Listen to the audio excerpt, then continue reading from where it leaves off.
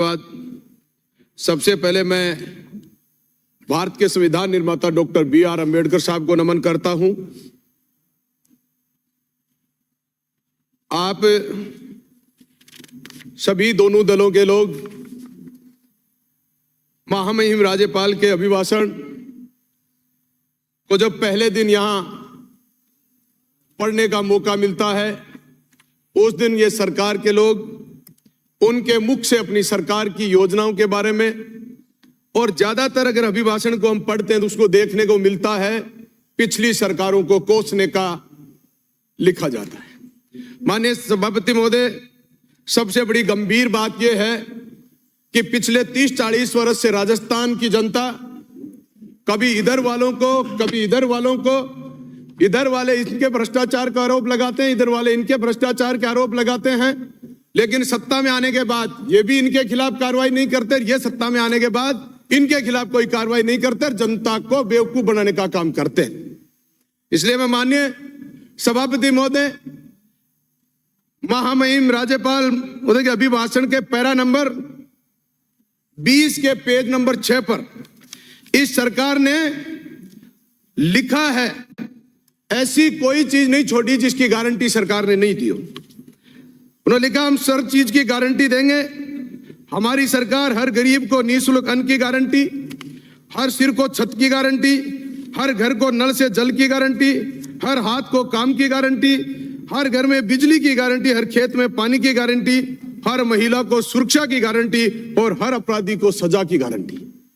लेकिन सभापति महोदय, अगर इनमें मैं एक भी बात करूं, गरीब को निःशुल्क अन्न की गारंटी, खाद्य सुरक्षा का पोर्टल पिछले 5 वर्ष से बंद है, जनता त्राहिमाम है, चाहे यह सरकार रही हो, चाहे पिछले 2 महीने से सरकार आई है, खाद्य सुरक्षा में लोगों के नाम नहीं जुड़ रहे। कौन सी गारंटी दे रहे हैं इनकी? दूसरे नंबर ये कह रहे हैं हर घर को सिर पर छत। 2021-22 का इन्होंने अभी तक प्रधानमंत्री आवास योजना का लक्ष्य जो था उसको इन्होंने अभी तक स्वीकृति नहीं दी। राजस्थान की जनता के लोग जो आवास के लिए इंतजार कर रहे हैं, एक शब्द में खत्म करते हैं कि साहब स्वीकृति नहीं आई है। तीसरी इन्होंने गारंटी हर घर में नल। सभापति महोदय, में सबसे बड़े गंभीर विषय है और जिस पर आज हमारे माननीय मंत्री महोदय जवाब भी दे रहे थे, जल जीवन मिशन के नाम से इस सरकारों ने जो बड़ी योजना, मैं तो मेरे विधानसभा क्षेत्र की कह सकता हूं, जो कार्य 1.5 वर्ष में होना चाहिए था वो कार्य 2 वर्ष में भी पूरा नहीं हुआ। एक भी टंकी का निर्माण नहीं हुआ, नियमानुसार एक भी पाइपलाइन नहीं डाली गई, और जिस तरीके का भ्रष्टाचार इस जल जीवन मिशन में हुआ है, इससे बड़ा भ्रष्टाचार दुनिया में कहीं नहीं हुआ होगा। हर घर नल निश्चित रूप से जाएगा, लेकिन जल नहीं जाएगा, ये मैं गारंटी दे सकता हूं। ये सरकार दे रही है, लेकिन मैं ये गारंटी देता हूं, हर घर जल नहीं जाएगा, नहीं जाएगा। और ये भ्रष्टाचार की बात कर रहे हैं, इतने दिन में तो मैं कह रहा हूं ये लोग जेल में जाने चाहिए थे अगर इतना बड़ा भ्रष्टाचार हुआ है।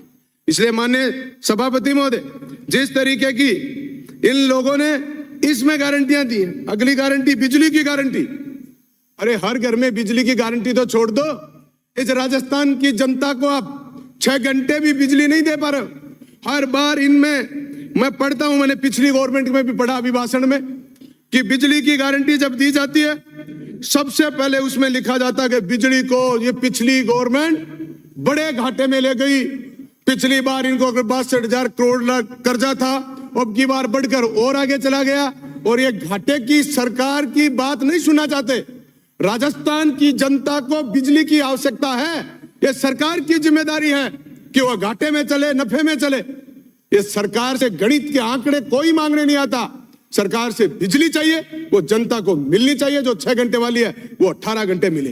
किसान को 6 घंटे में जो बिजली मिलनी चाहिए थी, किसान ट्रिपिंग में बैठा है, हर 1 घंटे बाद ट्रिपिंग आती है, उनका अगर पूरे 6 घंटे बिजली नहीं मिल पाए तो दोबारा उनको बिजली नहीं दी जाती। सभापति महोदय, बिजली के इस कदर हालात है, गांव में ये नए कनेक्शन की बातें करते हैं, इनके पास बदलने के लिए ट्रांसफार्मर नहीं है, इनके पास केबल नहीं है, इनके पास नए कनेक्शन देने के लिए पोल नहीं है। इनके सामान के अभाव में राजस्थान का किसान, राजस्थान का आम उपभोक्ता इस बात की लड़ाई लड़ रहा है कि 1-1 वर्ष तक डिमांड राशि भरने के बाद भी इनके कनेक्शन नहीं है। इस सदन के पूरे 200 सदस्यों को इस बात का ज्ञान है और आभास है कि बिजली की बहुत बुरी हालात है। अब जनता के साथ पिछली सरकार ने मुफ्त बिजली की घोषणा करी, लेकिन मैं ये कहना चाहता हूं इस सरकार भी उस पर गौर करे कि आप बिजली के जिस तरीके से मुफ्त की बात कर रहे हो, ऑडिट के नाम से बिजली बिलों में 3-3 वर्ष पीछे का ऑडिट बनाकर बिलों में 20-20 हजार रुपए, 10-10 हजार रुपए, 50-50 हजार रुपए ऑडिट के नाम से जो उपभोक्ता लगातार बिल भरता रहा है, उसके बाद भी लूट मची हुई है और कोई सुनने वाला नहीं है। एक शब्द में कहते हैं ये आपके ऑडिट आ गई है, इसलिए ऑडिट का भुगतान करें। माननीय सभापति महोदय, ये सरकारें गारंटी देने का काम इस बिल में करती है। अपराधियों की सजा की गारंटी भी बहुत बड़ी सब्जेक्ट है। आपने कहा अपराधियों को हम भ्रष्टाचारियों को रोकेंगे। मैं सरकार के माध्यम से, आपके माध्यम से, सरकार अपराधियों के साथ सांठगांठ से चल रही है और सरकार जब तक इस पुलिस सिस्टम पर नियंत्रण नहीं करेगी, ये गैंगस्टर, ये अपराधी इसी तरीके से करते रहेंगे। सरकार के माननीय हमारे मुख्यमंत्री महोदय को जब जेल से धमकी मिल जाती है, इससे बड़ा दुर्भाग्य राजस्थान के लिए कोई और नहीं हो सकता। और माननीय मुख्यमंत्री को हमारे जो सदन के नेता हैं उनको भी धमकी जेल से मिलती है, इससे बड़ा दुर्भाग्य नहीं हो सकता। इस पर नियंत्रण करो। सरकार एक बंद दायरे में, अगर 10 बीघा जमीन में जेल बनी है, उसमें भी नियंत्रण नहीं कर सकती, तो खुलेआम में इन महिलाओं को, इन लोगों को, गैंगस्टरों को, फिरौतीकर्ताओं को, धमकी देने वालों को, मर्डर करने वालों को आप खुले को कैसे रोक पाओगे? दूसरा, इन्हीं इस मामले में भ्रष्टाचार में सरकार ने कानून बनाया, भ्रष्टाचार में लोगों को पकड़ा जाए, लेकिन पकड़ने के बाद सरकार ने वो नुमाइंदे अपनी बात हाथ में रखी है, अभियोजन स्वीकृति। जिस अपराधी को सीधा पैसे लेते पकड़ लिया, कोई और अन्य कानून में ऐसा नहीं है। तो मैं सभापति महोदय कहना चाहता हूं, इन भ्रष्टाचारियों पर लगाम लगाने के लिए कोई अभियोजन स्वीकृति नहीं होनी चाहिए। जो पकड़ा गया वो जेल जाए, उसके खिलाफ कार्रवाई हो। अभियोजन स्वीकृति के नाम से सरकार ने IAS, IPS, RS जो बड़े बड़े ऑफिसर्स बैठे हैं, उनकी अभियोजन स्वीकृति सरकार के खाते में पेंडिंग है और सरकार उनकी अभियोजन स्वीकृति नहीं देना चाहती। इसलिए सभापति महोदय, मैं सरकार से मांग करता हूं इन भ्रष्टाचारियों के खिलाफ कार्रवाई करने का काम करें। दूसरा, इसी भ्रष्टाचार में सबसे बड़ा मुद्दा है, जिन जिन विभागों में जिस तरीके से चर्चा चल रही थी, इस हमारे जल जीवन मिशन में भ्रष्टाचार हुआ। जब दस्तावेजों में, जब कागजों में प्रमाणित हो जाता है कि यह भ्रष्टाचार हुआ है, उसके खिलाफ भी भ्रष्टाचार में FIR होनी चाहिए। सरकार ने उसके लिए रोक लगा दी कि विभाग जब तक परमिशन नहीं देगा उनके खिलाफ FIR नहीं हो सकती। क्यों नहीं हो सकती? इसलिए सरकार से मांग करता हूं कि ऐसे जो स्वीकृति की बात करते हैं, ये स्वीकृति का कार्यक्रम बंद करे। सभापति महोदय, हमारी पार्टी का 10-5 मिनट का समय है। थोड़ा अकेला आदमी हूं, दूसरा नहीं बोलेंगे तो 5 मिनट नहीं। आज सभापति महोदय, वक्ताओं सुनिए, आप वक्ताओं की संख्या अधिक है, सॉरी, इसलिए शीघ्र अपनी बात सीमा में बोला। सभापति महोदय, इसके साथ ही साथ मैं आपको खिलाड़ियों के नाम से, हमारे मंत्री महोदय है नहीं, इस प्रदेश के नौजवानों के साथ, उन खिलाड़ियों के साथ,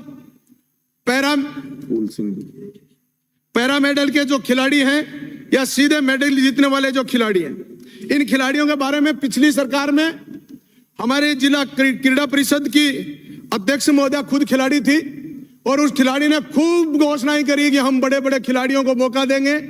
लेकिन मैं मानता हूं कि खिलाड़ियों को, एक भी व्यक्ति को अभी तक पिछले 4 वर्ष में उन्होंने एक भी व्यक्ति को राशि जारी नहीं करी, एक भी खिलाड़ी को नौकरी नहीं दी।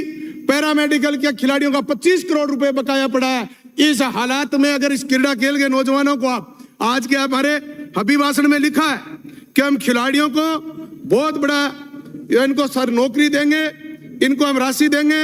मैं कहता हूं क्रीड़ा परिषद में तो बड़ा ग्रामीण ओलंपिक खेल करके पिछली सरकार ने 70 रुपए की टी-शर्ट 700 रुपए में बेचने का काम किया और राजस्थान के 80 साल के उम्र के खिलाड़ियों को मैदान में खिलाकर उनकी प्रतिमाएं छाटने का काम किया।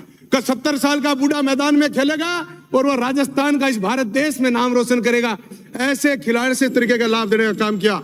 माननीय सभापति महोदय, मैं 1-2 लाइन और मेरी श्रमिकों के प्रति है।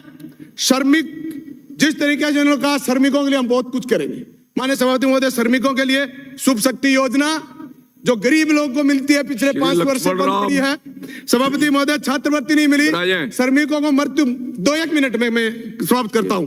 सभापति महोदय, इसी तरीके से राम जी को हमारे विधानसभा क्षेत्र में मेरा नहर का बड़ा मुद्दा है और सरकार हर बार वहां चकबंदी, मुरबाबंदी, किल्लाबंदी की बात करती है सिद्धमुख नहर परियोजना के लिए, लेकिन पिछले 30 वर्ष से कभी हमारे गहलोत साहब की फोटो लगती है, नाम लगता है, कभी हमारे इंदिरा गांधी जी का नाम लगा, कभी हमारे राजीव गांधी जी का नाम लगा, और अब की बार इस सरकार में 5 वर्ष की सरकार में फिर कहा कि हम किल्लाबंदी, मुरबाबंदी करेंगे, लेकिन किसानों को बार बार बेवकूफ बनाया गया। सभापति महोदय, मांग करता हूं, मेरे किसानों की बहुत बड़ी मांग है, इस मांग पर आप मुख्यमंत्री महोदय गौर करेंगे। आप पीने के पानी नहीं दे सकते, सिंचाई के पानी नहीं दे सकते, और ईस्टर्न कैनाल की जो हमारे अभी बात कर रहे थे यूनुस जी, मैं उनके बारे में बताना चाहता हूं महोदय, इतना बड़ा भ्रष्टाचार घोटाला उस गाद को निकालने के नाम से जो मैंने पहले भी रखा है, उस नाम से बजरी के माफिया उत्पन्न हो गए हैं। इसलिए इस राजस्थान में हमें इस संविधान की सरकार चाहिए, इन राम की सरकार की, इनकी विचारधारा की बात हम राम को मानने वाले हैं। सदस्य मोदी जी ने भी कहा है राम सबका है और ये नहीं मान रहे, इनकी गलती है। राम हमारा भी है, अल्लाह हमारा है, लेकिन ये संविधान राम और अल्लाह से नहीं, देश के संविधान से चलेगा। इसलिए हम बाबा साहब के अनुयायी हैं। अंकित नहीं होगा, अंकित नहीं होगा। हाँ, माननीय सदस्य।